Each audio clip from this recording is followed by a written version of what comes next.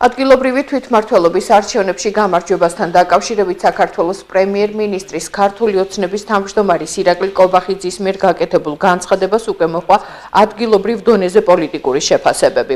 ოპოზიციის ნაწილი აცხადებს, რომ ისინი არჩევნებში მონაწილეობას არ მიიღებენ, რადგან მათი შეფასებით ქვეყანაში, სადაც სათავეში ქართული ოცნებაა, დემოკრატიული არჩევნები არ ჩატარდება. ქართულ ოცნებაში კი ამბობენ, რომ ოპოზიციის ეს არგუმენტი მათივე უნიათობას უსვამს ხაზს, რადგან მათ იციან, რომ მოსახლეობა მხარს არ დაუჭერს.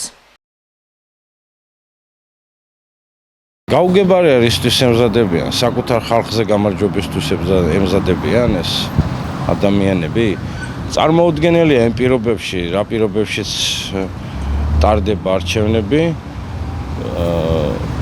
რომ ჩატარდეს იმ გაყალბების ფონზე, იმ CSKO-ს ფონზე, იმ სიტუაციებზე, რაც არსებობდა უბნებზე და მოსყიდვებზე, დაშინებებზე, შანტაჟზე და მიუხედავად ამისა, უამრავი პოლიტპატიმარი ყავს და ნომერ პირველი პატიმარი პუტინის მიხეილ სააკაშვილი ზის ციხეში.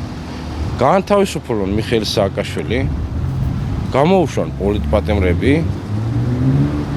შეცვალონ საარჩევნო გარემო და ამ შემთხვევაში ვნახოთ მერე ვინ გაიმარჯვებს და ვირა შედეგს დადებს. რაც ბატონმა ირაკლიმ განაცხადა, ეს არის რეალობა, დღევანდელი სულ გაყიდული და ანტიქართული აზროვნების მოწინააღმდეგეები, მე აღარ დავიწყები ცალ-ცალკე ოპოზიცია, არასამთავრობოები, ეს ყველა ვინც დღეს აპროტესტებს ჩვენი მართველი გუნდის ესე იგი ქმედებებს, ეს ყველა არის მართული უცხოეთიდან.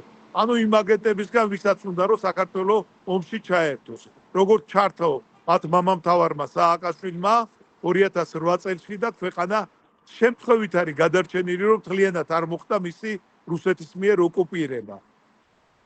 ხო, რაც შეეხება ადგილობრივ არჩევნებს, ჩვენ ვემზადებით და ძალიან დიდი იმედი გვაქვს, რომ ის საღი აზროვნების ნაწილი, რომელიც ძალიან დიდია ჩვენს ქვეყანაში, ხარს დაგვიჭერს და ჩვენს გვერდით დადგება. ეს ძალიან მნიშვნელოვანი არის ქვეყნის სუვერენიტეტისათვის და იმ იდენტობის გადასარჩენად, რასაც საქართველოს და ქართველები ქმნიან. მე 2005 წლიდან ოპოზიციაში ვარ, ყოფილი ხელისუფლებისა და მე ვიცი როგორ ატარებდნენ ისინი არჩევნებს. როგორ გაქონდათ ყუთები ყრიდნენ წყალში, როგორ წვავდნენ რა ქვია ბიულეტინებს მოწინააღმდეგისა და აი ზუსტად დღეს ის ხალხი არის და ისინი აპროტესტებენ ვითომ დღევანდელი ხელისუფლება არჩევნებს აყალბებსო, რომლებიც აყალბებდა, მათ საშუალება აღარ მივეცით გაყალბებისა და ზუსტად ეს აწუხებს მათ.